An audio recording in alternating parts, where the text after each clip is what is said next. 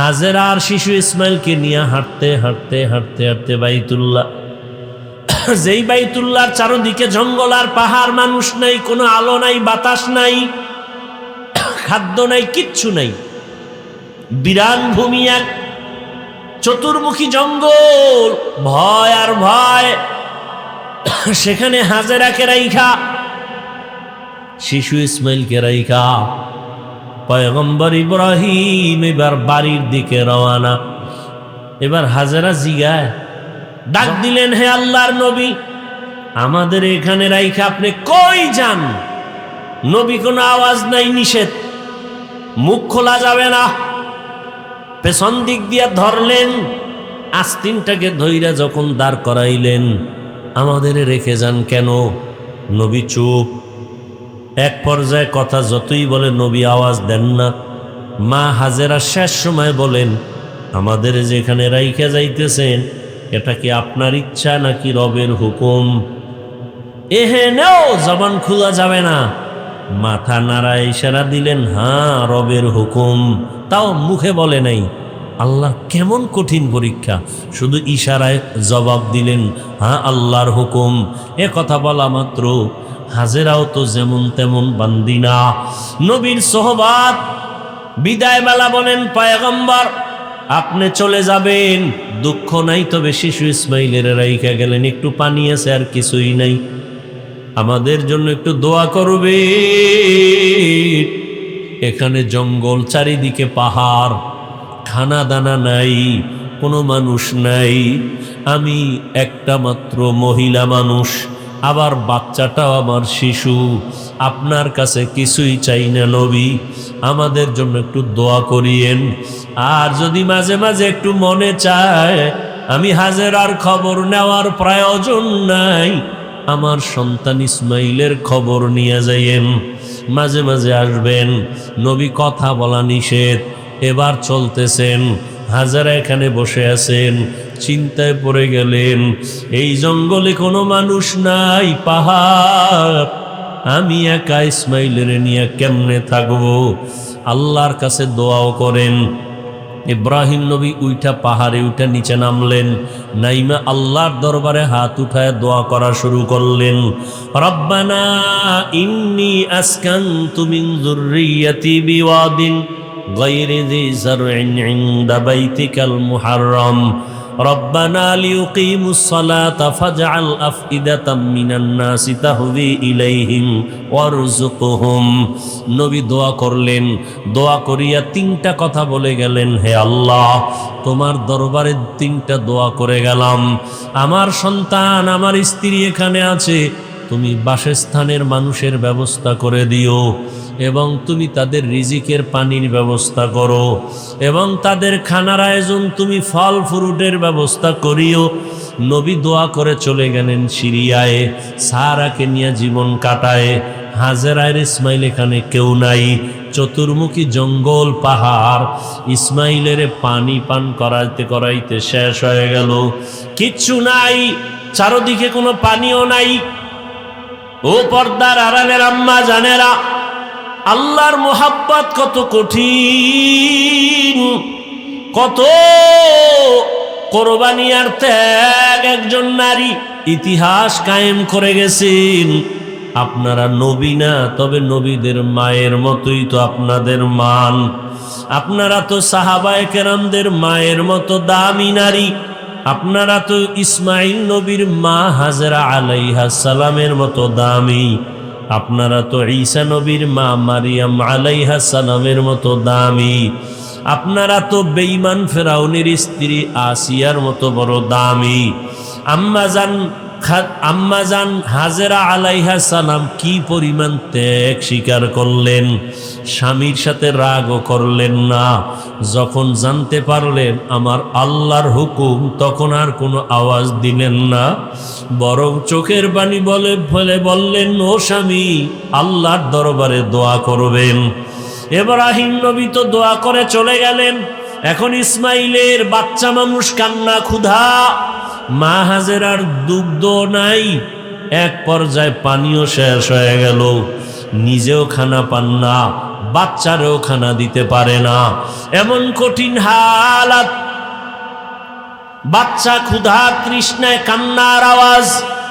এক পর্যায়ে মা হাজেরা মাঝে মাঝে নিজের জিহ্বাটা ইসমাইলের মুখের মধ্যে দিয়া দেয়, দেখে জিহ্বার লালাও নাই। মায়ের চোখে পানি, কোথায় যাবে? জঙ্গলের ভেতরে। আল্লাহর কাছে বলে, আল্লাহ রাস্তা খুলে দেন। ইসমাইলও বাচ্চা শুয়ে শুয়ে কান্না করে। মা হাজেরা হঠাৎ সফা পাহাড়ে তাকাইলেন, একটু দূরে দেখে 10টার সময় সূর্যের আলো পানি পানি মনে হয়। মা হাজার একটা দৌড় দিলেন, দৌড়াইয়া পাহাড়ে উঠে দেখে বালু, সূর্যের আলোতে চিকচিক করে, আসলে পানি না। ওখানে গিয়ে আবার তাকাইলেন মারোয়া পাহাড়ে, মারোয়ায় তাকায় দেখে আবার পানির মতো দেখা যায়। আবার দৌড় দিলেন, গিয়া দেখে বালু, সূর্যের আলো পেয়ে চিকচিক করে, পানি না। আম্মাজান হাজেরা আল্লাহর মোহাব্বতে বাচ্চার ক্ষুধার তৃষ্ণায় এভাবে কয়েকটা দৌড় দিছেন, ওই পাহাড় থেকে এই পাহাড়ে। আল্লাহর কাছে মা হাজেরার দৌড় এত ভালো লাগছে, জিব্রাইলের কয়, জিব্রাইল সাক্ষী থাক, কিয়ামত পর্যন্ত আমার হাজেরার স্মৃতিটা আমি কায়েম রাখতে চাই। দুনিয়ার জমিনে যারা আমার ঘর জিয়ারত করতে আসবে, বাইতুল্লাহ জিয়ারত করতে আসার পর আমার হাজেরা যেই পাহাড়ে দৌড় মারছে, ওই জায়গায় গিয়া যদি আমার হাজি দৌড় না দেয়, আমি কোনো হাজির হজ কবুল করব না। ইব্রাহিম যখন বললেন, ইন্নী যাহিবুন ইলা রব্বি সায়াহদিন, আমি আমার রবের পথে রওনা দিয়েছি, রব আমার জন্য রাস্তা খুলে দিবেন অচিরেই। রব্বি হাবলি মিনাস সালিহিন, ইব্রাহিম নবী বললেন, হে আমার রব, আমাকে একটা নেককার সন্তান দান করেন। ফাবাশশারনাহু বিগুলামিন হালিম, আল্লাহ পাক রব্বুল আলামিন বললেন, অতঃপর আমি সুসংবাদ প্রদান করলাম একজন বিচক্ষণ ধৈর্য ধারণকারী বান্দার এক বাচ্চার। ফালাম্মা বালাগা মাআহু সা'য়া ক্বালা ইয়া বুনাইয়া, অতঃপর যখন দুইজন পৌঁছলেন নির্দিষ্ট জায়গায়, বাপ তার বেটাকে বললেন, ও আমার সন্তান, ইন্নী আরা ফিল মানাম, আমি ঘুমের মধ্যে দেখতেছি, আন্নী আযবাহুকা, তোমাকে জবেহ করতেছি, ফানজুর মাযা তারা, বলো তোমার কি মতামত। ক্বালা ইয়া আবাতি ইফআল মা তু'মার, সন্তান বললেন, হে আমার বাবা, আপনি যা দেখেছেন, হুকুম আসছে, সে হুকুম আপনি পালন করেন। সাতাজিদুনি ইনশাআল্লাহ, আমাকে আপনি অচিরেই পাবেন, আল্লাহ যদি কবুল করেন, মিনাস সাবিরিন, ধৈর্য ধারণকারীদের মধ্য থেকেই। তেলাওয়াতকৃত আয়াতের তরজমা শেষ। হাদিস পড়েছি, নবীজি বলেন, লা তাআতা লি মাখলুকিন ফি মাসিয়াতিল খালিক, আল্লাহকে অসন্তুষ্ট করে পৃথিবীর ভিন্ন কারো আদেশ নিষেধ মেনে নেওয়া হারাম। আল্লাহকে অসন্তুষ্ট করে মা বাবার কথা মানা হারাম। আল্লাহকে অসন্তুষ্ট করে পীরের কথা মানা হারাম। আল্লাহকে অসন্তুষ্ট করে নেতার কথা মানা, নেত্রীর কথা মানা হারাম। এক কথায় দুনিয়ার সব বেজার হয়ে যাবে, কোনো দুঃখ নাই, আল্লাহকে বেজার করা যাবে না। কাকে বেজার করা যাবে না? কিন্তু আমরা বেশি আল্লাহকে বেজার করি। পর্দা করলে আমার আল্লাহ খুশি, আত্মীয় স্বজন বেজার। এখন আপনার পরীক্ষা, নিজে যাচাই করে দেখেন আপনার অবস্থা কি। পর্দা করলে আল্লাহ খুশি হবেন, আত্মীয় স্বজন বেজার হবে। এখন আপনি কি আল্লাহকে খুশি রাখিয়া পর্দা করলেন, নাকি আত্মীয় স্বজনকে খুশি রাখতে গিয়া পর্দা লঙ্ঘন করতেছেন? আপনার ঈমানের কি হালাত? কোনো মুফতি সাহেবের ফতোয়ার প্রয়োজন নাই, নিজে নিজে হিসাব করেন। দাড়ি রাখলে আমার আল্লাহ খুশি হবেন, আত্মীয় স্বজন বেজার হবে। এখন আপনি আত্মীয় স্বজনকে বেজার করছেন নাকি আল্লাহকে বেজার করছেন? আপনার ইমানের হিসাব আপনিই করে নেন। ওমরে ফারুক বলেন, হাসিবু আনফুসাকুম ক্বাবলা আন তুহাসাবু। হিসাব, আসল হিসাবের আগে নিজে হিসাব মিলাও। আসল হিসাব যেদিন শুরু হবে নিজে হিসাব করার সময় পাইবা না। এখনই সময় হিসাবটা মিলায় নাও। কই ছিলাম, কই আছি, কোথায় যাব, কই আমার শিশুকালের হালাত, কই আমার কিশোরের হালাত, কই আমার যৌবনের হালাত, কই আমার যৌবনকালের বন্ধুরা কই গেল? ডানে তাকায় দেখি অনেক খেলার বন্ধু নাই, বামে দেখি লেখাপড়ার অনেক বন্ধু নাই, আমার আপনজন অনেকেই চলে গেল। আমার কি হালাত! আমি কোন দিন ঘুম থেকে আর উঠতেই পারবো না, চির ঘুম আমার শুরু হয়ে যাবে। ঘুমের মধ্যে মরণ হয়নি? ঘুমের মধ্যে চির ঘুম হয়ে যাবে। মা ডাকবে, কেউ সাড়া দিবে না, বলবে বাবায় মারা গেছে। এই তো দুনিয়া। কার পেছনে ঘুরে বান্দা? একটা খবর আমাকে শুনাইল একজনে, 5 বছর আগে, 5 বছর আগে,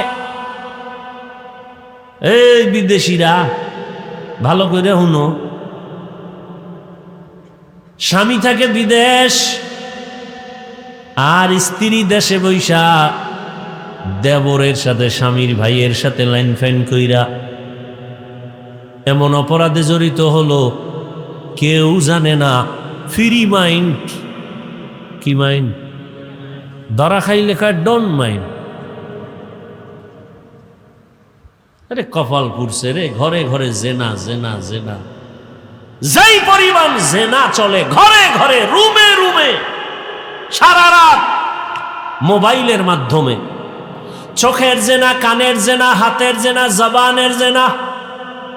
যেই পরিমাণ অপরাধ চলে ঘরে ঘরে, রুমে রুমে। ছেলে এক রুমে ঘুমায় মোবাইলে সারা রাত জেনা, ঘুমাবে ফজরের আগে। মেয়ে আর এক রুমে মোবাইল নিয়ে জেনা।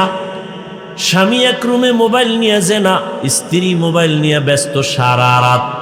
কারণ দিনে ছিল ব্যবসার ঝামেলা, চাকরির ঝামেলা, দোকানের ঝামেলা, ফ্রি ছিল না। রাতটা পাইছে ফ্রি, মোবাইলের হক আদায় করে সারা রাত শুয়ে শুয়া। ঠিক নি? যেই পরিমাণ অপরাধ করে, উচিত ছিল ঘুমের মধ্যে মাওলার গজব দিয়া চেহারাটা শুকরের মতো, বানরের মতো বানায়া দেওয়া। কেন দেন না আমার আল্লাহ? এত গুনার পরেও রহমতের নবীর উম্মত হওয়ার কারণে দেন না।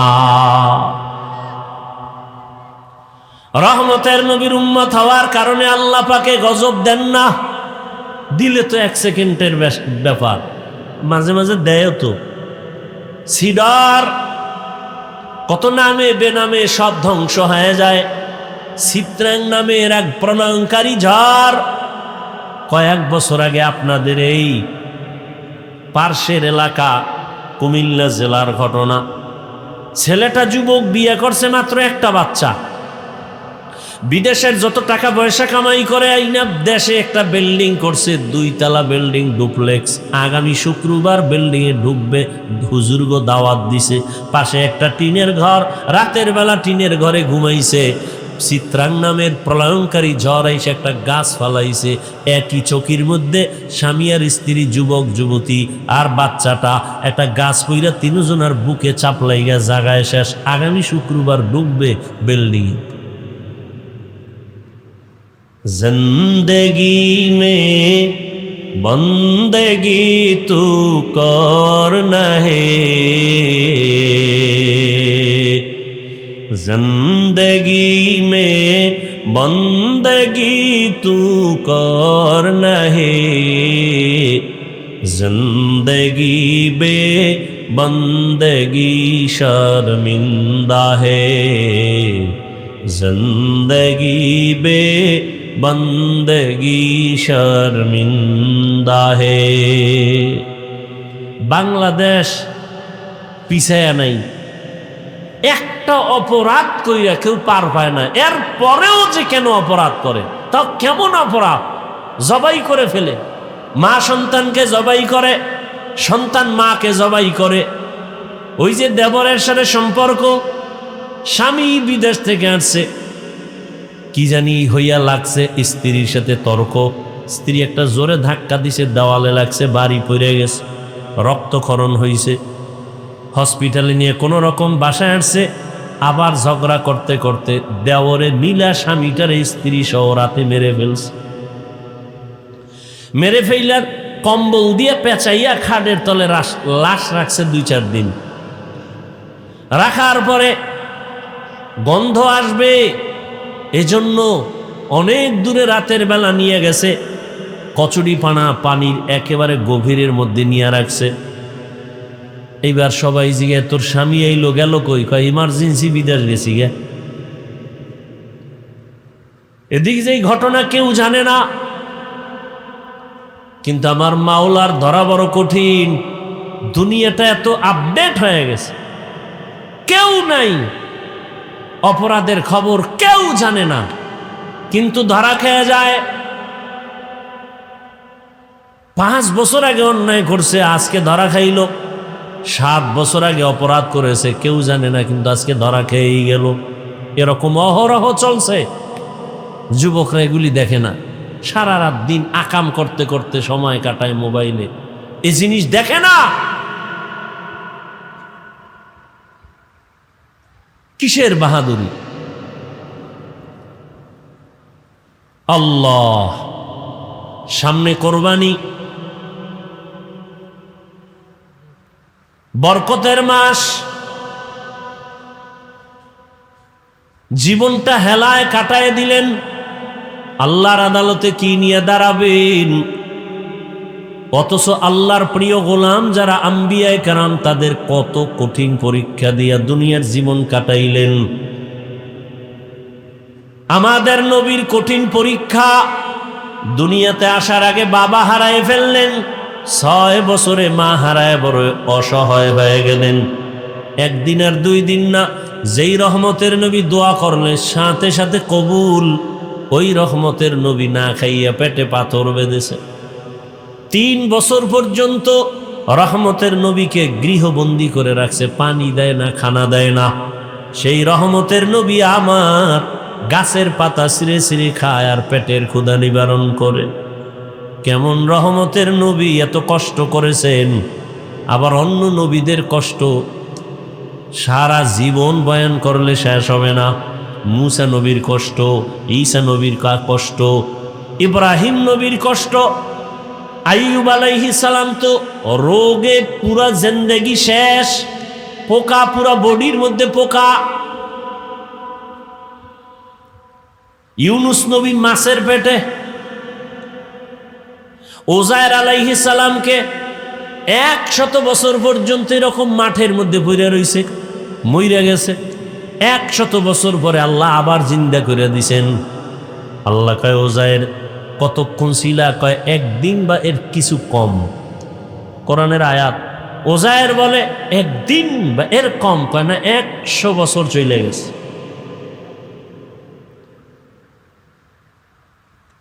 আমাদের সেই তুলনায় তো কিচ্ছুই হয় নাই। এখনো দিব্যি আরামে আছি, খাইলই ঘুমাই।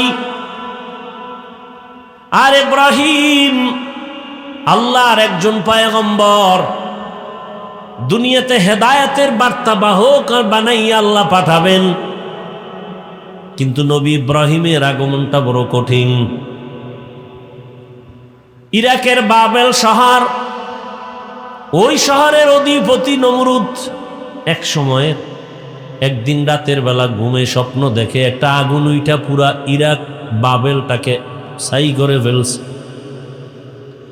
ঘুম থেকে উইঠা নমরুদ বলে, এই গণকরে ডাকো, গণকরে ডাক দাও, আমি যে স্বপ্ন দেখলাম আগুন, ভয় পাইলাম, কি এটা? গণকরা আইসা এবার পরিচয় দিল, ও বাদশাহ জাহাপনা, তুমি আগুন দেখো নাই, তোমার কপালের জম দেখছো। এই আগুনের মতো শক্তিশালী একটা সন্তান জমিনে আসবে, তোমার সব কিছু ধ্বংস করে ফেলবে, তোমার এই বাদশাহী সব শেষ হয়ে যাবে। নমরুদ কয়, সন্তান আসবে? বলে হ্যাঁ। ছেলে না মেয়ে? কয় ছেলে। মায়ের গর্ভে আসছে? না। জমিনে? না। তাড়াতাড়ি তাহলে আশাটাই বন্ধ করে দাও। নমরুদ রেড অ্যালার্ট দিয়ে দিল, স্বামী আর স্ত্রী এক জায়গায় ঘুমাতে পারবে না, ছেলে সন্তান জমিনে এখন আসা বন্ধ। এটাকে বলে বার্ড কন্ট্রোল, জন্ম নিয়ন্ত্রণ। পৃথিবীর ইতিহাসে জন্ম নিয়ন্ত্রণের প্রথম প্রবর্তক নমরুদ, আর এর ডাইরেক্টর বানায় দিল নমরুদ ইব্রাহিম নবীর বাবা আজরকে। আল্লাহ তাআলা চাইলেন ইব্রাহিম আসবে, তোর সব জুলুম বন্ধ করাবো। এবং কোথায় আসবে? যারে ডাইরেক্টর বানাইছো তার ঘরে। তুই বাধা দিয়া পারবি না, কারণ আমার আল্লাহর সাথে যারা পাল্লা দেয় কেউ কোনো দিন আগাইতে পারছে? কথা বলেন, কেউ পারে নাই। এরে নবীর উম্মতের দল, এই যে 10 বছর আগে, শিক্ষিত যারা বুঝেন তারা বলেন 10 বছর আগে বাংলাদেশের মানুষের যেই সংখ্যা ছিল এখন কি পরিমাণ কমছে না বাড়ছে? তাহলে জন্ম নিয়ন্ত্রণের ট্যাবলেটগুলো গেল কই? কোথায় গেল? স্লোগান রাস্তার মোড়ে মোড়ে ব্যানার লাগায়, ছেলে হোক মেয়ে হোক দুটোর বেশি নয়, একটা হলে ভালো হয়। আমি বলি আবার লেখ, না হইলে আরো ভালো তোদের জন্য। এরা জন্ম নিয়ন্ত্রণের বড়ি খায় কেন? আর এটি বানাইলো কেরা? এগুলি নিয়ে কথা বলবো না, তবে এতটুকু বলবো 10 বছর আগে ট্যাবলেট খাইয়াও তো সন্তান কমাতে পারে নাই, বরং যেদিন থেকে স্লোগান শুরু একটার বেশি না, সেদিন থেকে আমার আল্লাহর কুদরতি চাবি চালু হয়ে গেল, একসাথে 4 বাচ্চা। ঠিক নেই? লিল্লাহি মুলকুস সামাওয়াতি ওয়াল আরদি ইয়াহাবু লিমান ইয়াশা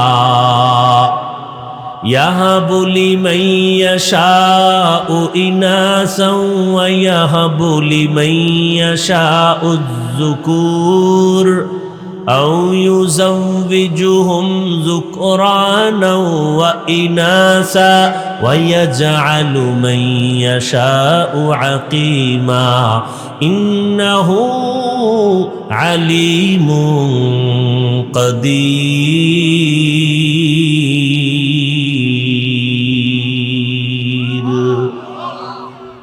আল্লাহ তাআলা বলেন আসমান জমিনের ক্ষমতা আমার, আমি চাইলে কাউকে ছেলে দেই, কাউকে মেয়ে দেই, কাউকে দুটোটা দেই, কাউকে কোনোটাই দেই না। ক্ষমতা কার? আল্লাহ যাকে সন্তান দিবেন কেউ ফিরাতে পারবে না, যাকে দিবেন না কেউ আনতেও পারবে না। ইব্রাহিম দুনিয়াতে আসবে আল্লাহর সিদ্ধান্ত। আজরের ডাইরেক্টরের ঘরে ইব্রাহিম চলে আসলেন। ইব্রাহিম আস্তে আস্তে বড় হলেন। আমি সংক্ষেপে শেষ করতেছি, সেরে সেরে যাচ্ছি। ইব্রাহিম বড় হইয়া আল্লাহকে চিনেন না, সবাই দেখে মূর্তি পূজা করে, মূর্তিরে সেজদা দেয়, বাবাও দেয়, এদেশের ক্ষমতার রাষ্ট্রে যারা তারাও দেয়। এখন ইব্রাহিম আল্লাহর পরিচয় একা একা নিলেন। আল্লাহ তাআলার কুদরত দেখে আসমানের দিকে তাকাইয়া আল্লাহর পরিচয় নেয়, জমিনের দিকে তাকাইয়া পরিচয় নেয়, সূর্যের দিকে তাকায় আল্লাহর পরিচয় নেয়। রবের পরিচয় নিয়া আল্লাহ তাআলা তাকে ঈমানের দৌলত এমনভাবে দান করলেন, এক পর্যায়ে বাবাও টের পাইয়া নমরুদও টের পেয়ে গেল। এক পর্যায়ে ইব্রাহিমের উপর অত্যাচার শুরু হয়ে গেল। অত্যাচারের এক পর্যায়ে তাকে মেরে ফেলার জন্য রেডি। কেমনে মারবে? কয় এমনি ঠাস করে মারবো না, জাগাত মারবো না, ধুকে ধুকে মারবো। বলে কেমনে ধুকে ধুকে মারবো? কয় অগ্নিকুণ্ড সাজাইয়া আগুনের মধ্যে ফালাও, পুরাইয়া তারপরে মারবো। তাকাইয়া তাকাইয়া দেখবে কেমনে তার জীবনটা নষ্ট হয়। অগ্নিকুণ্ড সাজাইল বিশাল এরিয়া নিয়া। ইব্রাহিম আলাইহিস সালামকে আগুনের মধ্যে ফেলবে। এখন আগুন জ্বালাইছে, এত পরিমাণ তাপ, কেউ কাছে যাইতে পারে না। এখন ওখানে ফেলবে কেমনে? চরখা বানাও, চরক গাছ লাগাও, ওই গাছের রশিতে বাইদা ঘুরায় ঘুরায় ঘুরায় ঘুরায় ফালাইয়া দিব। বানলো, চরখা বানাইয়া ইব্রাহিম নবীর সাথে রশি দিয়া বাইদা টানা শুরু করলো। কিন্তু ইব্রাহিম নবী জায়গায় বসা, নাড়াচাড়ার কোনো সুযোগ নাই। চরক গাছও নড়ে না। নমরুদের মাথা গরম হয়ে গেল। ইবলিস আইসা কয়, এই মুহূর্তে পারবা না। লক্ষ লক্ষ আসমানের ফেরেশতারা ইব্রাহিমের রশি ধইরা রাখছে, ফেরেশতাদের দূরে সরাও। বা কেমনে, ও তো দেখা যায় না, অন্ধকার, আমরা তো কিছুই দেখি না। বলে এখানে কাজ করো, দুইটা বর্ণনা ঐতিহাসিকগণ বলেন। এক, উলঙ্গ নারীদের, নারী পুরুষের নাচ গান এখানে দাও। নারী পুরুষ যখন উলঙ্গ নাচ গান করবে, রহমতের ফেরেশতা চলে যাবে, অটোমেটিক ইব্রাহিমকে ফেলতে পারবা। এই একটা। আর একটা বর্ণনা, এই মুহূর্তে ইব্রাহিমকে উলঙ্গ করো, যদি উলঙ্গ করতে পারো রহমতের ফেরেশতা ভেঙে যাবে, আগুনে ফেলবা। ইব্রাহিমকে উলঙ্গ করবে কে? কেউ সাহস করে না। বাবা আজরকা আমি করবো, আসো। ইব্রাহিমের এক পর্যায়ে যখন উলঙ্গ করার জন্য বাবায় সামনে দাঁড়াইয়া ইব্রাহিমকে বলে, তোমাকে উলঙ্গ করব।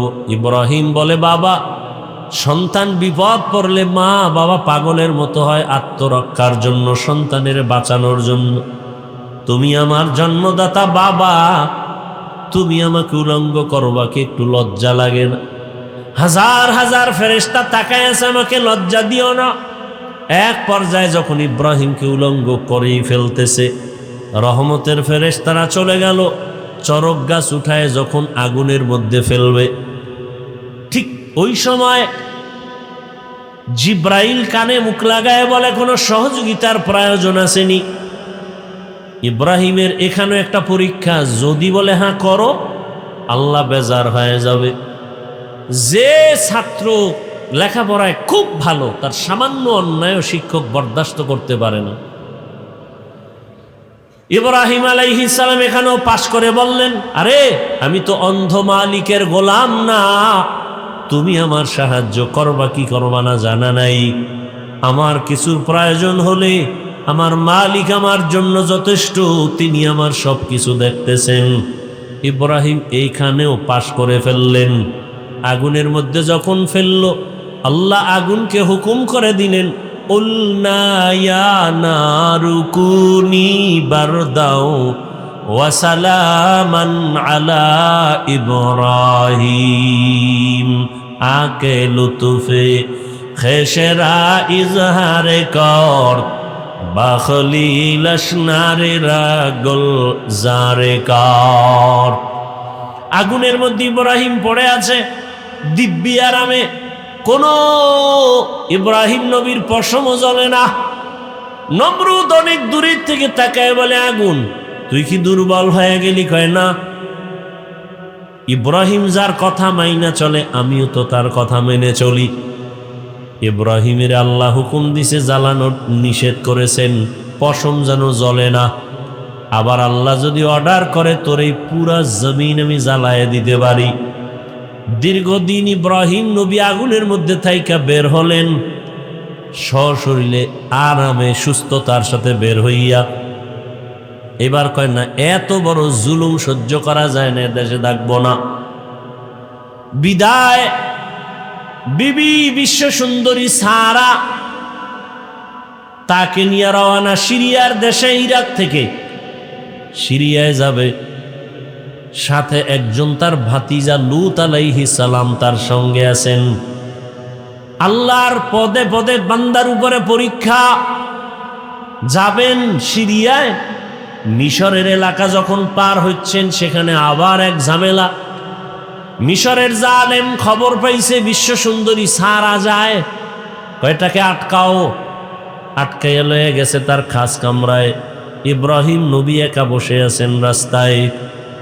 ইব্রাহিম নবী বলেন, হে মালিক, তুমি আমারে যতই পরীক্ষা করো, দয়া করে পাশ করায়া দাও। আমার বিবির সতীত্ব নষ্ট করবে কেউ, বরদাস্ত করা যায় না। কি না জানি করে জানি না। আল্লাহ কয়, ইব্রাহিম ধৈর্য ধারণ কর, আমি তোর অন্তর চক্ষু খুলে দিলাম। জালেম তোর স্ত্রীর সাথে কি করবে তুই এখানে বসে সব দেখবি। ইব্রাহিম নবী অন্তর চক্ষু দিয়া তাকায়া দেখে, জালেম বিশ্ব সুন্দরী বিবি সারার দিকে হাত যখন বাড়াইতে শুরু করলো, সাথে সাথে হাতটা বাঁকা হয়ে গেছে, শক্ত হয়ে গেছে। জালেম কয়, রে ও নারী, তোমার মধ্যে এমন কি মেডিসিন আছে যে আমি হাত বাড়াইলে বাঁকা হয়ে যায়? আমি আর করব না, আমারে মাফ করো। যা, মাফ করে দিলাম। হাত আবার স্বাভাবিক হয়ে গেছে। জালেম আবার সুযোগ পায় হাত বাড়াইছে। ইব্রাহিম নবী দেখতেছেন আর দোয়া করতেছেন। এভাবে 3 বার হাত বাড়াইয়া খাঁটি তওবা করে বলে, তোমার মধ্যে এমন কি মেডিসিন আছে যে আমি তোমার কাছেও যেতে পারি না? ও পর্দার আড়ালের আম্মা জানেরা, জমিনের মধ্যে যা কিছু ঘটে বা হচ্ছে, প্রবাদ আছে তার অর্ধেক করেছে নর, অর্ধেক করেছে নারী। একটা বাগান সাজাইতে হলে জমিনের মধ্যে আদর্শ সন্তান লাগবে। আদর্শ সন্তান প্রয়োজন হলে আদর্শ মায়ের প্রয়োজন। এরে আম্মা জান, এক হাতে তালি বাজে না। স্বামী আর স্ত্রীর এক মন যদি না হয়, ওই জায়গায় ভালো সন্তান আসবে না। ওই মা সারা কতটা কঠিন এক মুহূর্তে, তার স্বামী নবীও নাই, আল্লাহর মোহাব্বতের পরীক্ষায় পাশ করার জন্য এতটা মজবুত। জালেম যখন বলে, তোমার মধ্যে কি মেডিসিন আছে যে আমার হাত আগায় না? আল্লাহর বান্দি বিশ্ব সুন্দরী সারা বলে, আরে আমার মধ্যে তো কিছুই নাই, তবে আমার জানা আছে এতটুকু, আমি আল্লাহর প্রিয় একজন বান্দার স্ত্রী।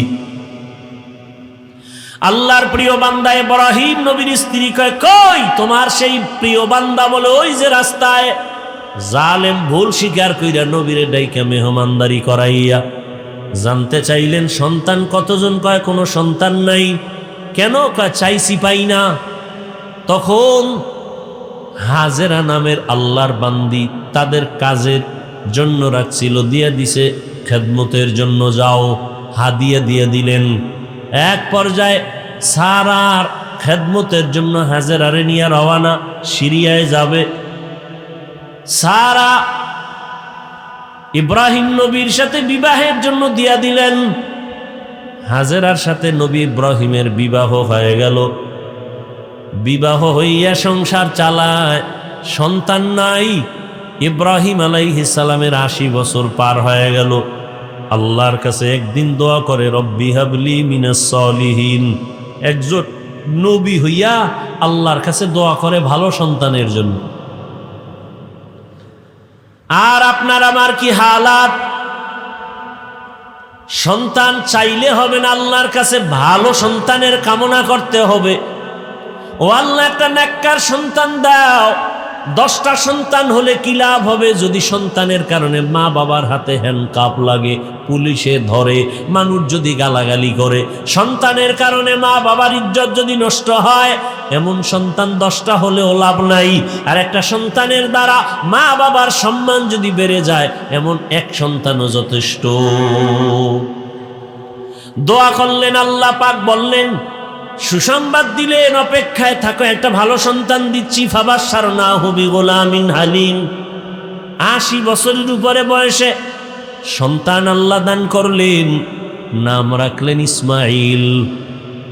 দুনিয়াতে আসছেন অত্যন্ত সুন্দর, সুদর্শন, দেখলে কলিজা ঠান্ডা।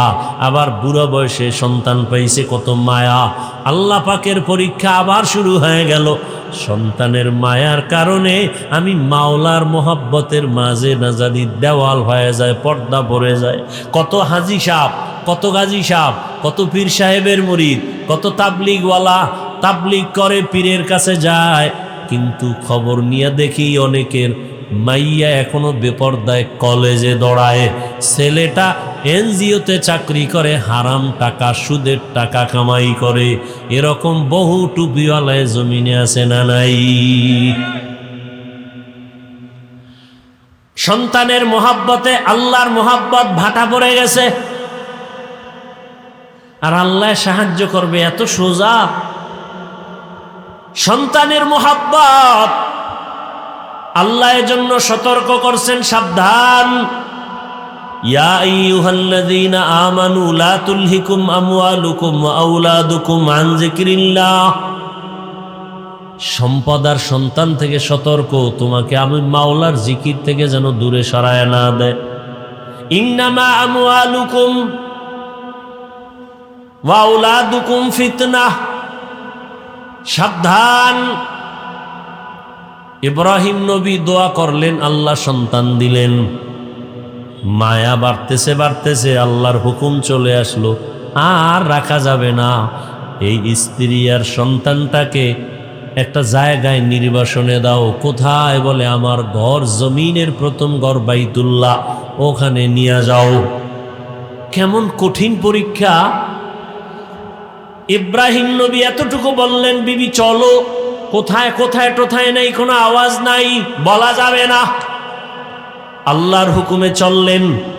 হাজেরা আর শিশু ইসমাইলকে নিয়ে হাঁটতে হাঁটতে হাঁটতে হাঁটতে বাইতুল্লাহ, যেই বাইতুল্লাহর চারদিকে জঙ্গল আর পাহাড়, মানুষ নাই, কোনো আলো নাই, বাতাস নাই, খাদ্য নাই, কিচ্ছু নাই, বিরান ভূমি, এক চতুর্মুখী জঙ্গল, ভয় আর ভয়।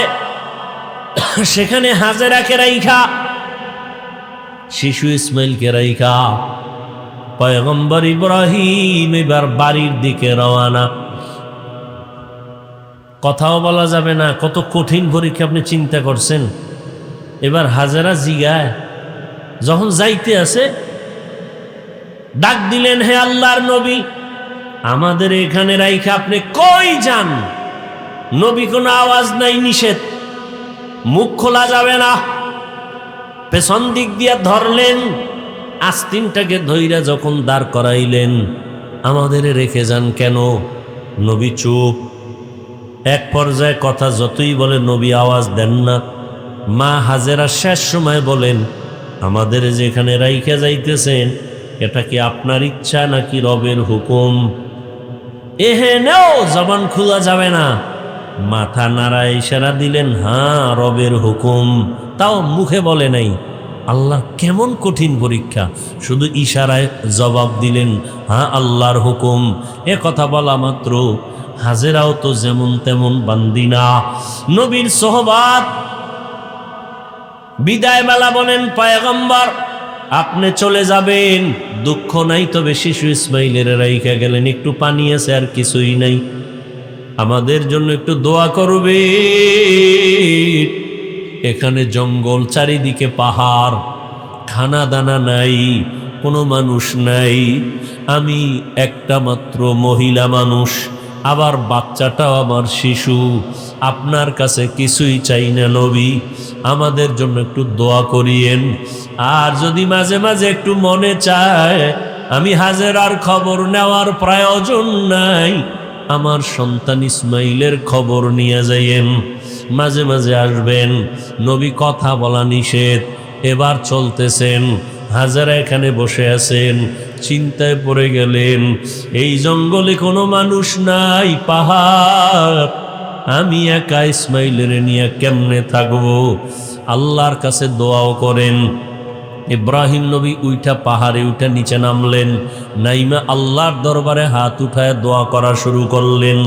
রব্বানা ইন্নী আসকানতু মিন যুররিয়্যাতি বিওয়াদিন গায়রি যি যারইন ইনদা বাইতিকাল মুহাররম রব্বানা লিয়ুকিমুস সালাতা ফাজআল আফইদাতাম মিনান নাসি তাহবি ইলাইহিম ওয়ারযুকহুম। নবী দোয়া করলেন। দোয়া করিয়া তিনটা কথা বলে গেলেন, হে আল্লাহ, তোমার দরবারে তিনটা দোয়া করে গেলাম। আমার সন্তান, আমার স্ত্রী এখানে আছে, তুমি বাসস্থানের মানুষের ব্যবস্থা করে দিও, এবং তুমি তাদের রিজিকের পানির ব্যবস্থা করো, এবং তাদের খানার আয়োজন তুমি ফল ফ্রুটের ব্যবস্থা করিও। নবী দোয়া করে চলে গেলেন সিরিয়ায়, সারাকে নিয়ে জীবন কাটায়। হাজেরার ইসমাইল এখানে কেউ নাই, চতুর্মুখী জঙ্গল, পাহাড়। ইসমাইলের পানি পান করাইতে করাইতে শেষ হয়ে গেল, কিচ্ছু নাই, চারদিকে কোনো পানিও নাই।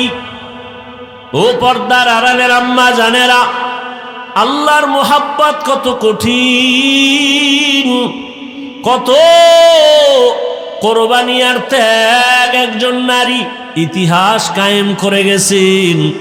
আপনারা নবী না, তবে নবীদের মায়ের মতোই তো আপনাদের মান।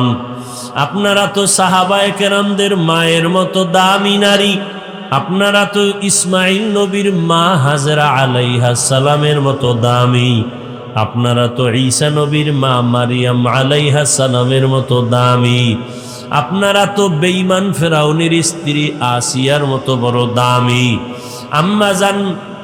আম্মাজান হাজেরা আলাইহাস সালাম কি পরিমাণ ত্যাগ স্বীকার করলেন, স্বামীর সাথে রাগও করলেন না। যখন জানতে পারলেন আমার আল্লাহর হুকুম, তখন আর কোনো আওয়াজ দিলেন না, বরং চোখের পানি বললেন, ও স্বামী, আল্লাহর দরবারে দোয়া করবেন। ইব্রাহিম নবী তো দোয়া করে চলে গেলেন, এখন ইসমাইলের বাচ্চা মানুষ কান্না ক্ষুধা, মা হাজেরার দুগ্ধ নাই, এক পর্যায়ে পানিও শেষ হয়ে গেল, নিজেও খানা পান না, বাচ্চারেও খানা দিতে পারে না, এমন কঠিন হালাত। বাচ্চা ক্ষুধা তৃষ্ণায় কান্নার আওয়াজ। এক পর্যায়ে মা হাজেরা মাঝে মাঝে নিজের জিহ্বাটা ইসমাইলের মুখের মধ্যে দিয়া দেয়, দেখে জিহ্বার লালাও নাই। মায়ের চোখে পানি, কোথায় যাবে? জঙ্গলের ভেতরে। আল্লাহর কাছে বলে, আল্লাহ রাস্তা খুলে দেন। ইসমাইলও বাচ্চা শুয়ে শুয়ে কান্না করে। মা হাজেরা হঠাৎ সফা পাহাড়ে তাকাইলেন, একটু দূরে দেখে 10টার সময় সূর্যের আলো পানি পানি মনে হয়। মা হাজেরা একটা দৌড় দিলেন, দৌড়াইয়া পাহাড়ে উঠে দেখে বালু, সূর্যের আলোতে চিকচিক করে, আসলে পানি না। ওখানে গিয়ে আবার তাকাইলেন মারোয়া পাহাড়ে, মারোয়ায় তাকায় দেখে আবার পানির মতো দেখা যায়, আবার দৌড় দিলেন, গিয়া দেখে বালু, সূর্যের আলো পেয়ে চিকচিক করে, পানি না। আম্মাজান হাজেরা আল্লাহর মোহাব্বতে, বাচ্চার ক্ষুধার তৃষ্ণায় এভাবে কয়েকটা দৌড় দিছেন, ওই পাহাড় থেকে এই পাহাড়ে। আল্লাহর কাছে মা হাজেরার দৌড় এত ভালো লাগছে, জিব্রাইলের কয়, জিব্রাইল সাক্ষী থাক, কিয়ামত পর্যন্ত আমার হাজেরার স্মৃতিটা আমি কায়েম রাখতে চাই। দুনিয়ার জমিনে যারা আমার ঘর জিয়ারত করতে আসবে, বাইতুল্লাহ জিয়ারত করতে আসার পর আমার হাজেরা যেই পাহাড়ে দৌড় মারছে, ওই জায়গায় গিয়া যদি আমার হাজি দৌড় না দেয়, আমি কোনো হাজির হজ কবুল করব না। নবীজি বাইতুল্লাহ তাওয়াফ কইরা এর পেছনে সফা মারোয়ার সাই করা লাগে, 7টা দৌড় দেওয়া লাগে। এখান থেকে শুরু করে আবার ওই পাহাড়ে 1, ঘুরে আসবে 2, ঘুরে যাবে 3, আবার আসবে 4, আবার যাবে 5, আবার আসবে 6, আবার যাবে 7। অনেক কষ্ট, অনেক কষ্ট। নবীজিও জীবনের শেষ হজ সফা মারোয়ায় সাই করতে গিয়া আক্ষেপ কইরা কয়, আম্মাজান যদি দৌড় না দিতেন, আমার তো এই দৌড়ানটা লাগতো না, অনেক কষ্ট লাগতেছে। আল্লাহ কয়, ও নবী, হাজেরার দৌড় আমার কাছে বড় ভালো লাগছে, এই জন্য আমি কিয়ামত পর্যন্ত স্মৃতির আকার করে দিলাম। দৌড়াচ্ছে দৌড়াচ্ছে, শেষ সময় হঠাৎ শুনে বাচ্চার চিৎকারের আওয়াজ। মা হাজেরা তাকায় দেখি ইসমাইল এত জোরে চিৎকার দিল কেন? স্বাভাবিক কান্নার থেকে আরো জোরে চিৎকার। মা হাজেরা দৌড়ে গিয়া দেখে ইসমাইলের পানি, পায়ের নিচ দিয়া পানির ফোয়ারা, এত পরিমাণ পানি উঠতেছে। মা হাজেরা এবরানি ভাষা, ওই সময়ের ভাষায় ওই পানিটারে চতুর্দিক থেকে একটা আওয়াজ দিছেন। আওয়াজটাও আল্লাহর কাছে ভালো লাগছে, ঝম ঝম, তার অর্থ হলো থাম থাম। আল্লাহর কাছে শব্দটা পছন্দ হয়ে গেছে। শব্দটা ওই সময়ের ইব্রানি ভাষা, আল্লাহর কাছে পছন্দ। কিয়ামত পর্যন্ত এই পানির নাম হয়ে গেল কি? জমজম। এরে আল্লাহর বান্দা, শুধু জমজম পানি নিয়ে যদি আলোচনা করি, অনেক সময় এই বরকতের পানি, হাজার হাজার কোটি মিলিয়ন ট্রিলিয়ন বিলিয়ন পানি দুনিয়ার হাজি সাহেবরা নেয়। যেখানে পানি ওই সময় ছিল, এখনো কমেও না বাড়েও না। সাহাবায়ে কেরাম রহমতের নবীকে জিজ্ঞাসা করলেন, ইয়া রাসূলুল্লাহ, জমজম পানির তলা কই? নবী বলেন জমজম পানির তলা হাউজে কাউসারের সাথে। আরো জোরে বলো। এত বরকতের পানি, কোন জিনিস দাঁড়াইয়া পান করা নিষেধ, তবে জমজমের পানি দাঁড়ায়া পান করো। জমজমের পানির প্রায় 25টার মতো উপকার আছে। কত দামি পানি! ওলামায়ে কেরাম লেখছেন জমজম পানিটা কাউসারের থেকেও দামি, কারণ পৃথিবীর শ্রেষ্ঠ ব্যক্তি রহমতের নবী মেরাজে যখন যাইতেছেন, আল্লাহর নবী বলেন আমাকে জমজম কূপের পানি দিয়া ওযু বানাইলো, আমাকে শোয়াইলো চিতভাবে, আমার বুকের মাঝখান থেকে চিরলো, ভেতর থেকে কলবটাকে বের করে স্বর্ণের পেয়ালায় রাখলো, জমজমের পানি দিয়া ধুইলো, আবার ভেতরে রাখলো, আবার চাপ দিল, এমনি আবার হয়ে গেল, সেলাই লাগলো না, রক্ত গেল না, ব্যথাও পেলাম না। এইভাবে আমার অপারেশন হয়েছে কুদরতের। এটাকে বলে open heart. Open heart surgery করে লাভ দিও না, মাস্তানিয়ার বাহাদুরি অহংকারী করো না। রহমতের নবীকে আল্লাহ ওপেন হার্ট সার্জারি 4 বার করে দেখাইয়া দিছেন। এটা তোমার বাপ দাদার বানানো না, আল্লাহ আগেই ওপেন হার্ট সার্জারি রসুলকে করেছেন। কয়বার? কষ্ট হইতেছে আপনাকে? হ্যাঁ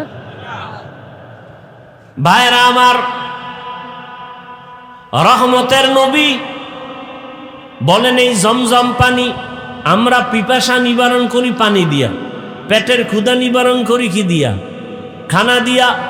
জমজম পানি এতটা দামি যেই পানিটা পান করলে ক্ষুধাও থাকবে না, পিপাসাও থাকবে না।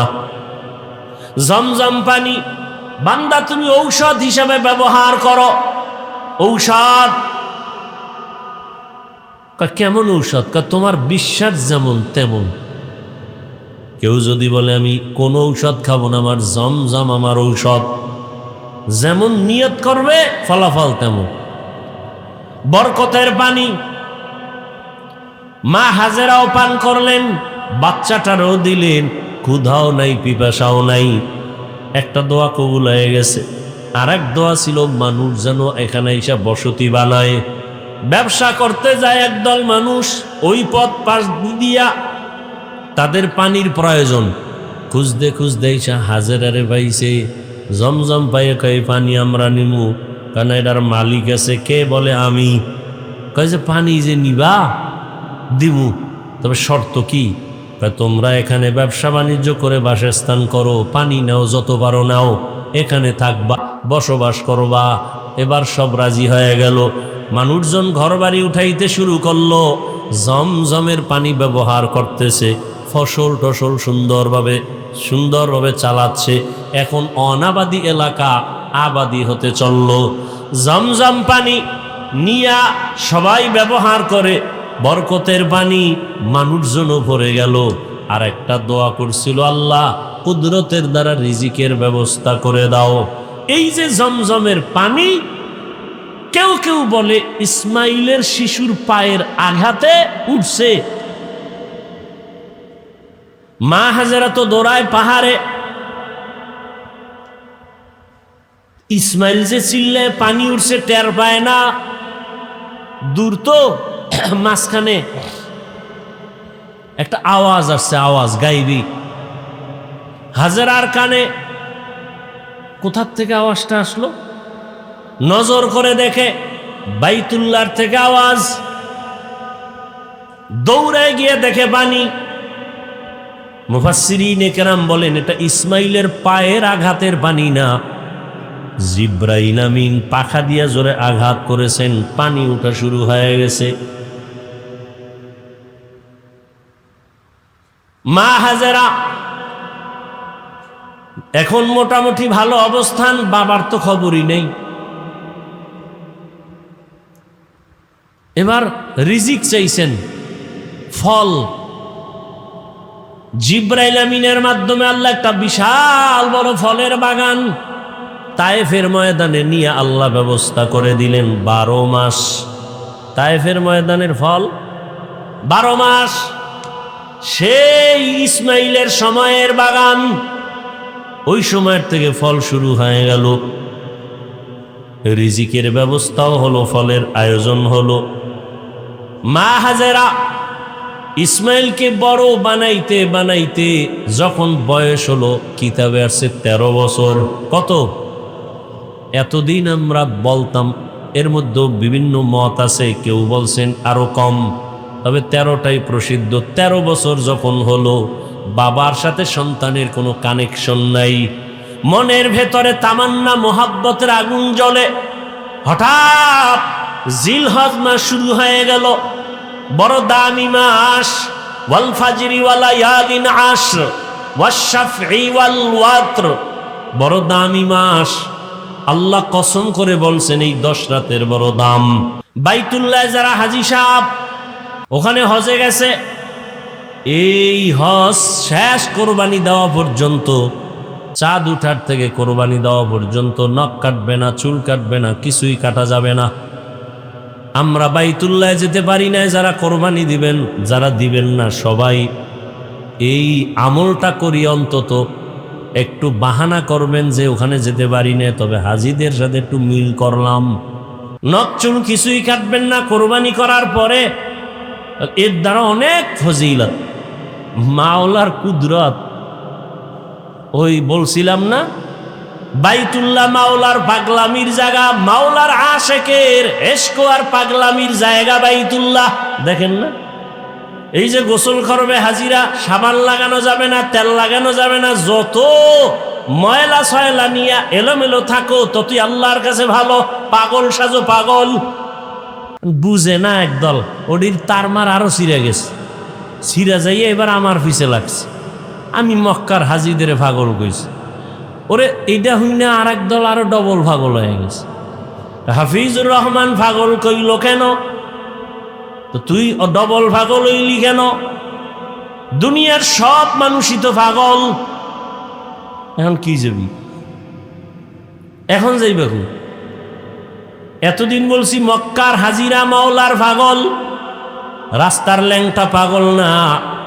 আজ বললাম দুনিয়ার সবটি পাগল, একটা মানুষ নেই পাগল ছাড়া। কেউ চেয়ারের পাগল, কেউ ক্ষমতার পাগল, কেউ নারীর পাগল, কেউ গাড়ির পাগল, কেউ সম্মানের পাগল, কেউ সৌন্দর্যের পাগল। একটা মানুষও পাগল ছাড়া আছে? সব পাগল। নামাজ নাই, রোজা নাই, যারা ক্ষমতার পাগল, আর ঘুমের ভিতরে ক্ষমতা, নামাজে দাঁড়াইলেও ক্ষমতা। যারা নারীর পাগল, 24টা ঘন্টা নারী নিয়ে জিকির আর ফিকির। আর যারা আমার মাওলার পাগল, এরা 24 ঘন্টা শুধু আমার মাওলাকে নিয়ে জিকির আর ফিকির চলে। ইয়া এলাই মুঝসে মুঝকো দূর কর, তাকে দেখো মুঝমে তুঝকো এক নজর। ভাইরা আমার, জিলহজ মাসের 8 তারিখ রাতের বেলা ইব্রাহিম নবী স্বপ্ন দেখতেছেন, আমার রাস্তায় কোরবানি করো। ইব্রাহিম নবী, নবীদের স্বপ্ন ওহি। নবী স্বপ্ন দেখা সকালবেলা উঠে চিন্তায় পড়ে গেলেন, কি দেখলাম? স্বপ্ন তো কয়েক ধরনের, এক স্বপ্ন রহমানি, আর এক স্বপ্ন শয়তানি, আর এক স্বপ্ন নফসানি।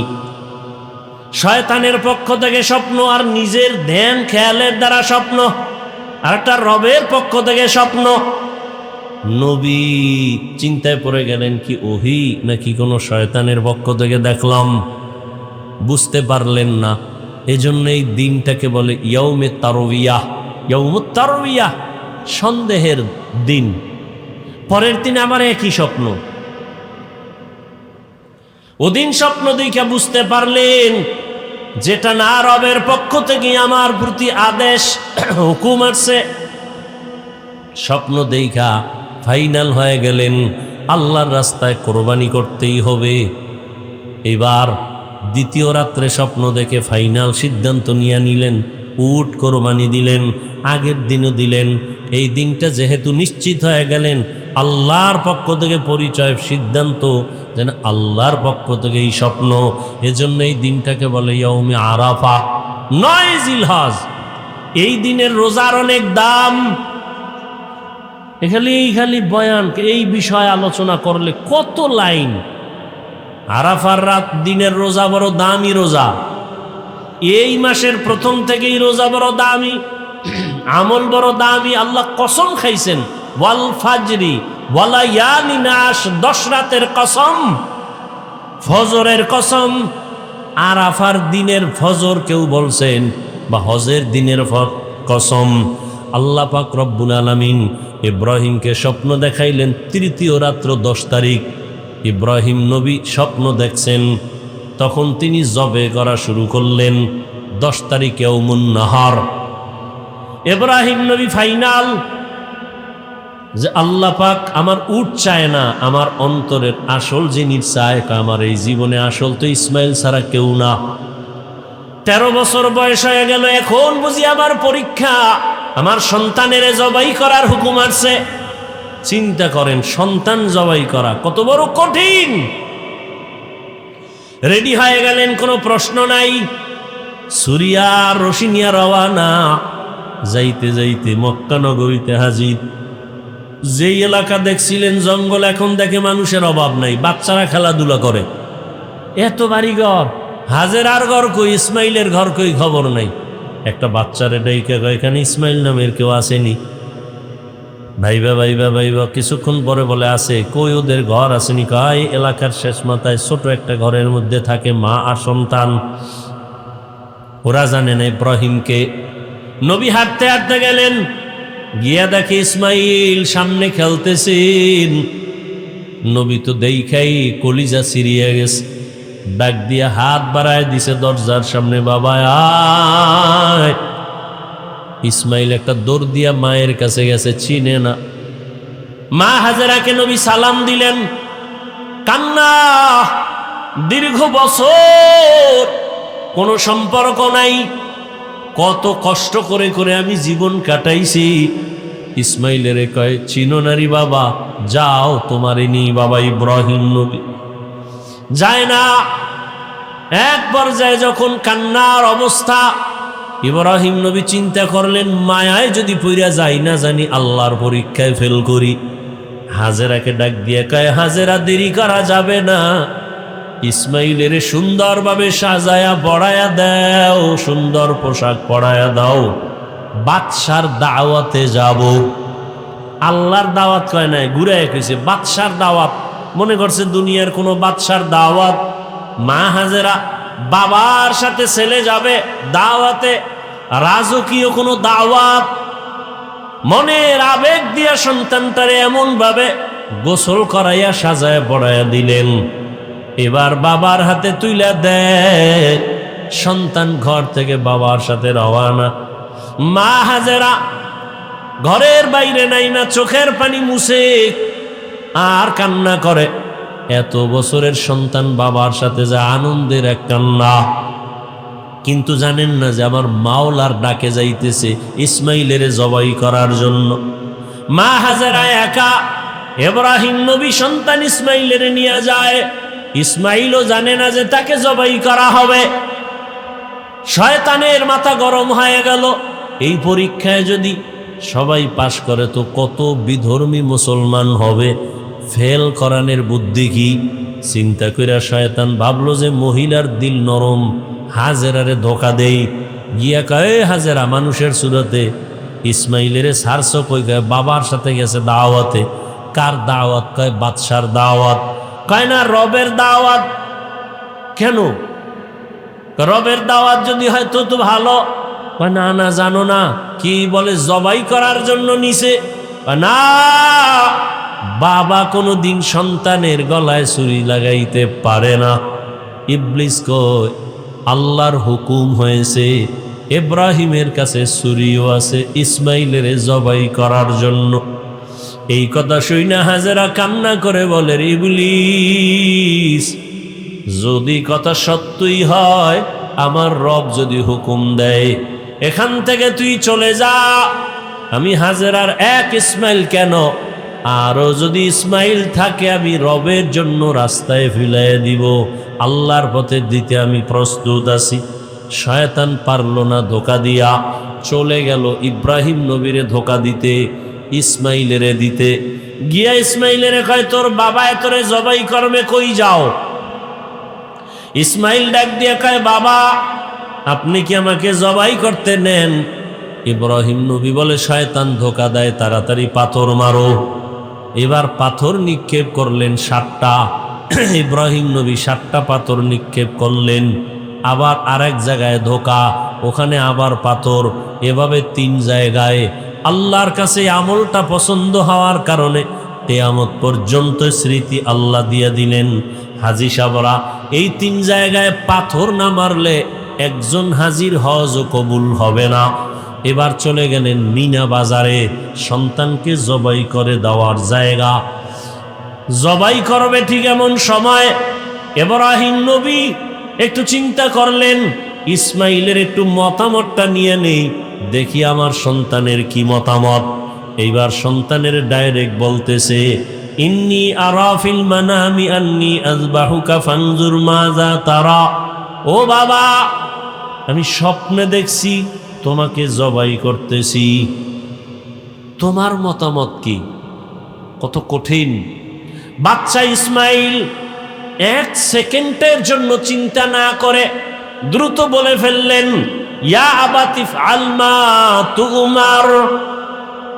বাবা, তাড়াতাড়ি আপনাকে যে আদেশ করা হয়েছে পালন করেন। সাতাজিদুনি ইনশাআল্লাহু মিনাস সাবিরিন। অচিরেই আমাকে পাবেন ইনশাআল্লাহ ধৈর্য ধারণকারীদের অন্তর্ভুক্ত। এরে আল্লাহর বান্দা, এখানে অনেক কথা। ইব্রাহিম নবীকে আল্লাহ পাক স্বপ্নে দেখাইলেন কেন? ডাইরেক্ট বললেন না কেন? আবার ইসমাইলকে জিজ্ঞাসা করলেন কেন? আল্লাহর হুকুমের বেলায় জিজ্ঞাসা করলেন কেন? এখানে তো জিজ্ঞাসা করার কোনো যুক্তিকতা নাই, আল্লাহ অর্ডার করছে পালন করো। আবার ইসমাইল স্বপ্নের কথাটাকে এত গ্যারান্টি দিল কেন? অনেক কথা এখানে। ইসমাইল নবী বললেন, আব্বাজান, আমাকে দ্রুত আপনি যা দেখছেন হুকুম পালন করেন। বাবাই বলছে, আমি স্বপ্নে দেখছি জবাই করতে। ইসমাইল বলে, আপনাকে যে হুকুম দেওয়া হয়েছে তা পালন করেন। দেখছে স্বপ্ন, কিসের হুকুম? 13 বছরের সন্তান। অনেক কথা এখানে, হিকমত, এগুলোর জবাব এখন দেওয়ার সময় নেই। ইসমাইল বইলেই চোখের পানি ছেড়ে দিছেন। ঐতিহাসিকগণ লিখেন, ইসমাইল বলে, বাবাজান, যদি আমাকে এই কথাটা বাড়িতে বসে বলতেন, আমি আমার দুঃখিনী মায়ের থেকে একটু বিদায় সালাম দিয়া আসতাম।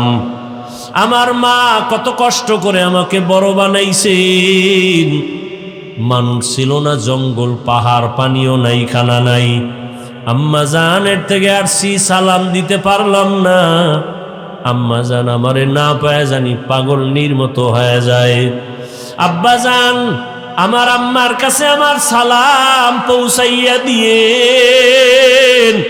আমাকে তাড়াতাড়ি জবাই করে দেন, আর বাড়ি যাইয়া আমার আম্মারে আমার সালাম জানাইয়ে। আর আমার আম্মা যদি আমারে না পাইয়া চোখের পানি ছেড়ে কাঁদে, আপনি আমার আম্মার সাথে রাগ করবেন না। আমার আম্মারে বুঝায় বলবে, ইসমাইল সালাম দিছে, দুনিয়ায় সন্তান কতদিন থাকে, কিয়ামতের ময়দানে মোলাকাত হয়ে যাবে। আব্বাজান, আমার আম্মার কাছে আপনি এই বার্তা পৌঁছে দিয়েন। আমার আম্মা অনেক কান্না করবে আমাকে না পাইয়া। ইতিহাসবিদরা বলে, আবার ইসমাইল কথাও বলছেন, আমার রক্তের জামা মাখা আমার মায়ের কাছে দিয়েন, আমার মা দেখে একটু কলিজা ঠান্ডা করবে। এবার ইসমাইল বলে, আব্বাজান, আমার চেহারাটা মাটির দিকে রাইখা আমারে শোয়াইয়া জবাই করে, কারণ আমার চেহারার দিকে যদি আপনার মায়ার নজর লাগে, আপনি মায়ার কারণে ছুরি চালাইতে পারবেন না। আরে আপনি ছুরি চালাইতে গিয়া যদি ব্যর্থ হয়ে যান, আবার মাওলাই বেজার, পরীক্ষায় বুঝি আপনি ফেল হয়ে যাবেন। দ্রুত আমার চেহারাটা নিচে রাখবেন, আর আমার হাতে পায়ে রশি দিয়া ভালো করে বাঁধেন। জবাই করতে গিয়ে যদি আমার পায়ের নাড়াচাড়া আপনার শরীর মোবারকে লাগে, বেয়াদবি হয়ে যাবে। বাবার সাথে আমি বেয়াদবি করবো, এটা বরদাস্ত করা যায় না। ও বাবা আমার, হাত পাও ভালো করে বেঁধে নেন, আপনার চক্ষু দুইটাও বাঁধেন, আপনার চোখের নজর যেন আমার দিকে না পড়ে। বাবা তাড়াতাড়ি আপনি ছুরি চালান। ইসমাইল নিজে শুয়া পড়লেন আল্লাহর মোহব্বতের জন্য। আল্লাহ পাক রব্বুল আলামিন ছুরিরে বললেন, খবরদার আবার ইসমাইলের একটা পশমও যেন ক্ষতি না হয়। ইব্রাহিম নবী যখন ছুরি চালায় একটু পশম কাটে না। ইব্রাহিম নবী পাথরের উপরে আঘাত করলেন, পাথরটা টুকরা টুকরা হয়ে গেল। ইসমাইলের কয়, বাবা আর একবার চেষ্টা করি, আসো। আল্লাহ বুঝি আবার বেজার হয়ে গেলেন নাকি? এবার নিয়ত করছি রক্ত হাতে না লাগা পর্যন্ত ছুরি চালাইতেই থাকবো। ও আল্লাহর বান্দারা, কেমন ঈমান, কেমন আমার মালিকের মোহাব্বত। সন্তানের ছুরির নিচে রেডি আমার মাওলার হুকুমের জন্য। এবার ইসমাইলকে যখন নিয়ত করছে রক্ত হাতে না লাগা পর্যন্ত ইসমাইলের ছাড়বে না।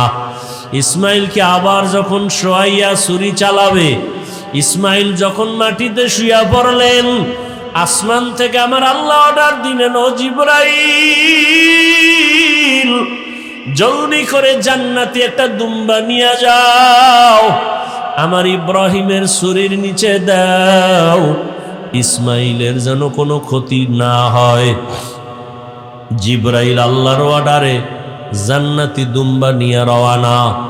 জিবরাইল ভাবলেন, মনে হয় আমি যাইতে না যাইতে ইসমাইল বোধহয় জবাই হয়ে যাবে। জিবরাইল আসমান থেকে জোরে আওয়াজ দিলেন, আল্লাহু আকবার, আল্লাহু আকবার। এইভাবে আওয়াজ দেওয়া মাত্র ইব্রাহিম নবী আসমানে তাকাইয়াও তিনি আওয়াজ দিলেন, ইসমাইলও আওয়াজ দিলেন, লা ইলাহা ইল্লাল্লাহু আল্লাহু আকবার। ইব্রাহিম নবী আওয়াজ দিলেন, আল্লাহু আকবার ওয়ালিল্লাহিল হামদ। আল্লাহর কাছে তাকবীর ও কিয়ামত পর্যন্ত নারী পুরুষ সবার জন্য আল্লাহ পাক স্মৃতি হিসাবে রাইখা দিলেন। 9 তারিখ জিলহজ মাস, ফজর থেকে চালাও, নারীরা পুরুষেরাই তাকবীর পড়বা, আল্লাহু আকবার, আল্লাহু আকবার, লা ইলাহা ইল্লাল্লাহু আল্লাহু আকবার ওয়ালিল্লাহিল হামদ। প্রত্যেক ফরজ নামাজের পরে একবার করিয়া, নারীও একবার পুরুষেও একবার। নারীরা আস্তে আওয়াজে, পুরুষেরা একটু জোরে আওয়াজ দিয়া পড়বে। 13 তারিখ পর্যন্ত আল্লাহ পাক এই পছন্দের আওয়াজকে জারি রাখলেন কিয়ামত পর্যন্ত। ইসমাইলের দুম্বা যখন জিবরাইল আসতেছে, ইব্রাহিম নবী যখন ছুরি চালায়, ইসমাইলের সরাইয়া দুম্বা দিয়া দিলেন। হঠাৎ করে দেখে রক্ত লেগে গেল, চোখ খুলে তাকায় দেখে অচেনা একটা জানোয়ার জবাই হয়ে গেল। আল্লাহর পক্ষ থেকে আওয়াজ আসতেছে, আল্লাহ বলেন, ওয়ানাদাইনাহু আইয়া ইব্রাহিম কদ সাদ্দাকতার রুইয়া ইন্না কাযালিকা নাজজিল মুহসিনিন।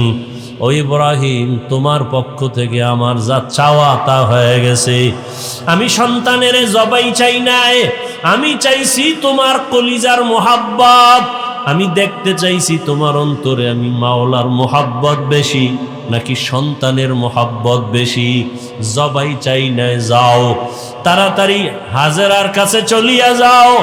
ইসমাইলের জন্য মা হাজেরা কান্না করে, ও ইব্রাহিম, সন্তানকে মায়ের কোলে ফিরাইয়া দাও। আর বলে আসো বাদশার দাওয়াতে যাই, বিদায় বেলা বাদশার থেকে একটু হাদিয়াও তো দরকার। আমি জান্নাতে একটা হাদিয়া দিয়া দিলাম, হাজেরাকে নিয়ে এই হাদিয়া তোমরা খাও। আল্লাহ বলেন, আফাদাইনাহু বিযিবহিন আযীম। ওই ইব্রাহিম নবীর কোরবানি আল্লাহ পাক বলেন, লাইয়ানালাল্লাহা লুহুমুহা ওয়ালা দিমাউহা ওয়ালাকিন ইয়ানালুহুত তাকওয়া মিনকুম। ও দুনিয়ার কোরবানি দেনেওয়ালারা, আমি তোমার রক্ত চাই না, পশুর গোশত চাই না, আমি চাই তোমার কলবের তাকওয়া। তুমি কোরবানি কি মানুষকে দেখাবার জন্য দাও না, আমি আল্লাহর মোহাব্বতে দাও। আমি তোমার অন্তরের মোহাব্বতের পরীক্ষা নিতেছি, আমি তোমার গোশতের পরীক্ষা নেই না, রক্তের কিছুই নেই না, আমি আল্লাহ তোমার অন্তরের তাকওয়া চাই। ও আল্লাহর বান্দারা, আল্লাহর মোহাব্বত নিয়া এখনো সময় আছে। সন্তানের মায়ায় পড়িয়া, মা বাবার মায়া, পরিবারের মায়ায় আল্লাহর রহমত থেকে অনেক দূরে এখনো তওবা করেন। ও যুবক বাবারা, পর্দার আড়ালের মা বোনেরা, আল্লাহর কাছে তৌফিক চান, আল্লাহ হাজেরার মতো আদর্শওয়ালা আমাদের নারীদের বানাও। ও যুবক বাবারা, দোয়া করো, আল্লাহকে বলো ইসমাইল নবীর আদর্শওয়ালা বানায়া দাও। মুরব্বীরা দোয়া করেন, ইব্রাহিম নবীর কলিজার আদর্শ আমাদের দান করো। তোমার মোহাব্বতের পরীক্ষায় কামিয়াব বানায়া দাও। জীবনে যত অপরাধ করেছো টাকার মায়ায়, সন্তানের মায়ায়, আজকে থেকে তওবা করো, আর নামাজ ছাড়বা না। মা বাবার মায়ায় পড়ে আল্লাহকে ভুলবা না। পরিবারের মায়ায় পড়িয়া আল্লাহর রহমত থেকে দূরে যাইবা না। ও যুবক বাবারা, কয়দিন আর গুনাহ করবা? শখ লাগায় তো কম গুনাহ করো নাই। মনের চাহিদায় কত গুনাহ করেছো, আর কত মরণ কি তোমার হবে না? কয়দিন আর বাহাদুরি করবা? এখনো নিয়ত করো, মা বাবার দোয়া নিয়া, শিক্ষকের দোয়া নিয়া, উলামায়ে কেরামের দোয়া পরামর্শ নিয়া নবীজির আদর্শ মেনে চলবো। আল্লাহ আমাদের কবুল করেন। আলহামদুলিল্লাহি রাব্বিল আলামিন, ওয়াসসালাতু ওয়াসসালামু আলা সাইয়্যিদিল আম্বিয়া ওয়াল মুরসালিন ওয়া আলা আলিহি ওয়া আসহাবিহি আজমাইন। ইয়া আরহামার রাহিমিন, ইয়া আরহামার রাহিমিন, ইয়া আরহামার রাহিমিন। রব্বিরহামহুমা কামা রব্বায়ানি সগীরা। আল্লাহুম্মা ইন্নাকা আফুউন কারীম তুহিব্বুল আফওয়া ফা'ফু আন্না। আল্লাহুম্মা ইন্না নাসআলুকা রিযাকা ওয়াল জান্নাহ ওয়া নাউযু বিকা মিন সাখাতিকা ওয়ান নার। আয় আল্লাহ, আমরা গুনার বোঝা নিয়ে আপনার দরওয়াজায় হাজির। গুনাহের কারণে দিলটা পাথর হয়ে গেল, চোখে পানি নাই। কান্নাওয়ালা চক্ষু দান করেন, জিকিরওয়ালা জিহ্বা দান করেন, আখিরাতের ফিকিরওয়ালা কলব দান করেন। আয় আল্লাহ, আমাদের গুনাহমুক্ত জীবন দান করেন। মাদ্রাসা মসজিদ কবুল করে নেন। আয় আল্লাহ, মাহফিল কবুল করে নেন। আয়োজন